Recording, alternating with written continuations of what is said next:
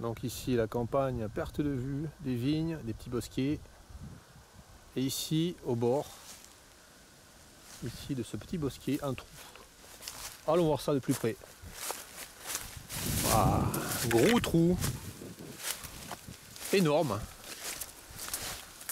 À 5 mètres de profondeur au moins. Voilà. Donc ici là, on voit des couches de pierre là. Je sais pas ce que c'est ce trou, ils ont dû enlever des pierres à un moment donné. Voilà. Bon, on voit comment sont en fait les trous ici dans la région. Ici on est loin de tout, plein de campagne hein, je dis. Très peu de maisons. Hein. Et là, dans un trou, des ordures partout. Bouteilles de lessive, poubelles, ça a l'air d'être des ordures vieilles. Hein. Bidon d'huile, pneus, bouteilles de verre, chaussures. Voilà. Baril, gros baril. Encore gros baril là-bas. Ici à côté, ce qui a l'air d'un tambour de machine à laver. Donc ici, moindre trou. Le moindre trou se retrouve avec des ordures dedans. Voilà, on ne sait pas pourquoi. C'est extrêmement bizarre. Il y a des poubelles partout. Même si ces ordures sont vieilles ici, là. Il y a 20 ans, il y avait déjà des poubelles hein, dans les villages. Donc les gens qui voulaient jeter leurs affaires, même si elles voulaient pas trier, elles pouvaient jeter ça dans la poubelle, là, les bouteilles de verre. Vous pouvez jeter là, ça, ces bouteilles là, dans les poubelles classiques, il y a partout. Hein. Non. Et là, elles ont fait la démarche de venir ici exprès, là. Et de jeter leurs ordures dans les trous. Extrêmement bizarre. Il y a une bouteille de soda ici, là. Voilà.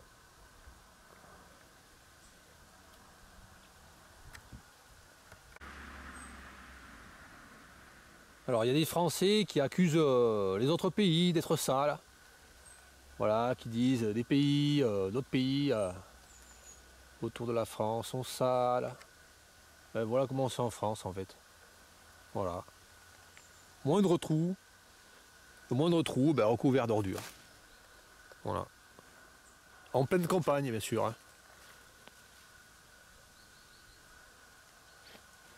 Encore ces sacs là, c'est quoi ces sacs? Ça c'est des gros sacs. C'est quoi ça? Ah une piscine carrément. Ah ouais une piscine. Une piscine gonflable. Là c'est quoi ça? Eau de Javel.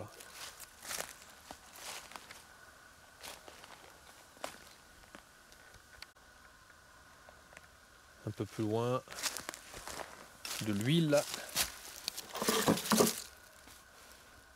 Voilà. De l'huile pour moteur. Également ici. Esso. Ah, ça sent encore l'huile. Voilà, de l'huile ici encore.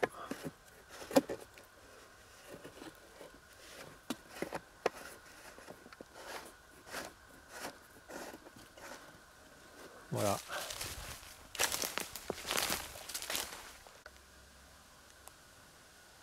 Voilà, ici sur le bord du trou, hein, on voit des feuilles, de la végétation. Et si on soulève un peu là, ce qu'il y a dessous, là, on s'aperçoit qu'en fait sous les feuilles, il y a des poches plastiques, là, il y a un amoncellement de poches avec des détritus là, de toutes sortes, déchets ménagers, n'importe quoi, briques, déchets ménagers, de tout quoi. Voilà.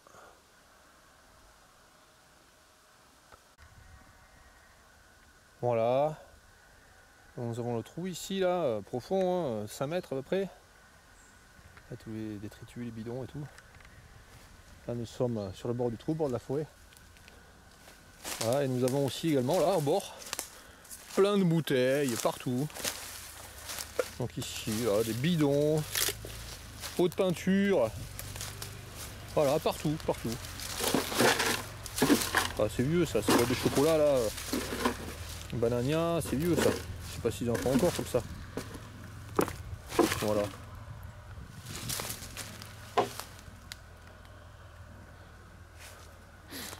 Voilà.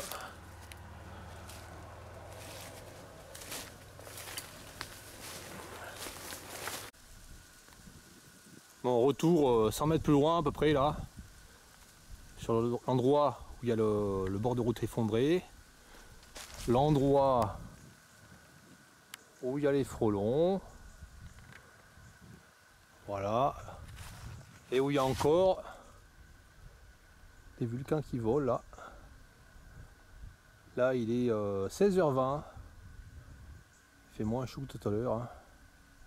On voit moins de papillons, hein.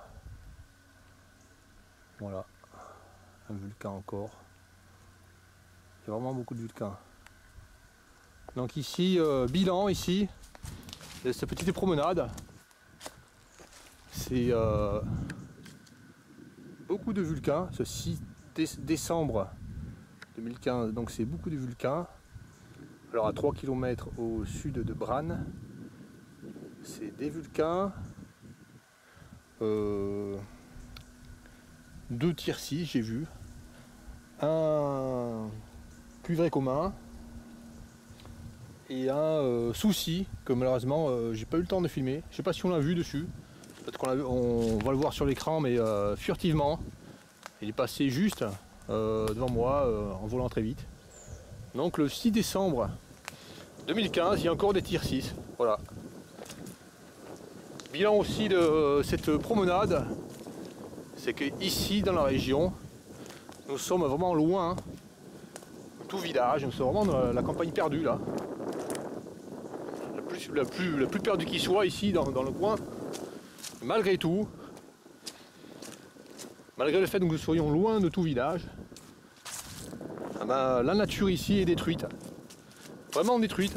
On observe des destructions de haies, des déchets sur le bord des chemins, des déchets verts, dans les trous, des déchets encore, bon ça c'est ancien. Donc ici vraiment la nature est détruite. Donc même très loin des villes, loin des petits villages, 3 km. À 3 km se trouve la ville la plus grosse ici, hein. Brann, c'est petit. Hein. Ben, même si loin de tout, toute activité humaine, enfin de toute habitation, ben, on trouve encore des destructions dans l'environnement. Voilà. Bon voilà, donc juste là je viens de discuter avec le chasseur. Bon, c'est un gars qui chasse mais qui connaît bien la nature, qui est comme moi scandalisé par la destruction ici. Donc c'est un gars du pays et il me dit ben ici il détruisait les etc. Donc l'endroit où nous avons vu le trou là-bas,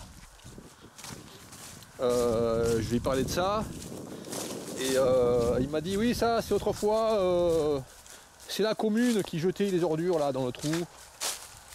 Alors c'est la commune de Luguignac qui autrefois, il me dit il y a 20 ans, plus même, qui jetait toutes les ordures dans le trou, voilà.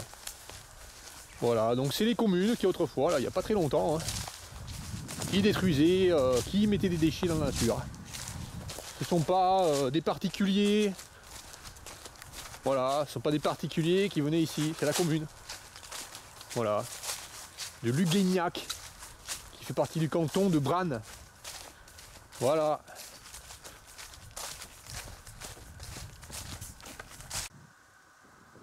Voilà, j'arrive au coin de cette forêt là, où le 1er décembre, j'ai vu en fait ici là, un souci là, qui est monté dans les branches de ce chêne là, que j'ai pas pu filmer.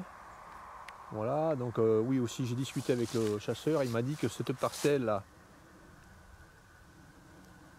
couverte de forêt, en fait il la coupait pas en fait parce qu'en fait ils n'arrivaient pas à s'entendre, les propriétaires. Ça appartenait à plusieurs propriétaires, donc ça restait comme ça, mais bon, voilà, ils ne coupaient pas pour ça, voilà. Et là en arrivant là, je suis arrivé ici, hein, Et nous voyons la vigne ici. Donc ici, entre les rangs de vigne, nous voyons de l'herbe. Et ce qu'ils ont fait le long des pieds de vigne, là, c'est mettre du glyphosate anciennement. Voilà, on voit une partie là, le long des pieds de vigne, qui avec de la mousse seulement. Enfin voilà, c'est voilà. Donc ce qui se passe avec cette pratique, en fonction de la période à laquelle ils ont fait ça, enfin on voit ce qui se passe, c'est que ce qui pousse le long des pieds de vigne, ce sont des érigirons du Canada, voilà. Donc en fait, en faisant cette pratique là de désherber au pied des vignes, ils favorisent l'érigirons du Canada. Voilà. En fait, il y en a partout ici. Tout le long des pieds de vigne, c'est de l'érigirons du Canada. Donc les pratiques ici favorisent la plante invasive qu'est l'érigirons du Canada. Je pense qu'il pourrait y avoir d'autres pratiques de culture de la vigne qui seraient bien plus intéressantes pour la biodiversité. Et je pense aussi qu'il n'y a pas d'effort dans ce sens dans la recherche. Il n'y a pas du tout d'effort pour essayer de faire en sorte d'éviter cette installation de l'érigirons du Canada, voilà. Qui en ce moment là va faire plein de graines, des milliards de graines, qui vont encore diffuser l'érigirons du Canada. Et en plus, comme actuellement là, ils sont en train de faire le broyage du bord des routes à plein d'endroits là. Enfin, le broyage des minuscules routes, ils sont en train de le mettre vraiment ras. Ce qui va se passer, c'est que les graines d'érigirons du Canada vont facilement pouvoir tomber là sur ces pentes ou sur les mises à nu. Et cet érigirons du Canada va pouvoir germer. Voilà. Donc ce qui favorise là, c'est l'envahissement du terrain par l'érigirons du Canada.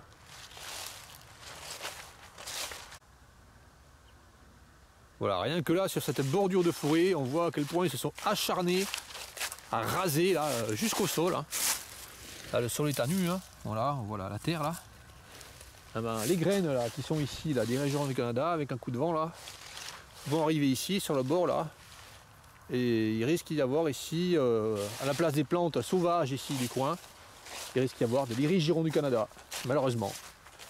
Qui est vraiment une plante qui n'est pas intéressante pour la biodiversité. Elle n'accueille pas de chenilles,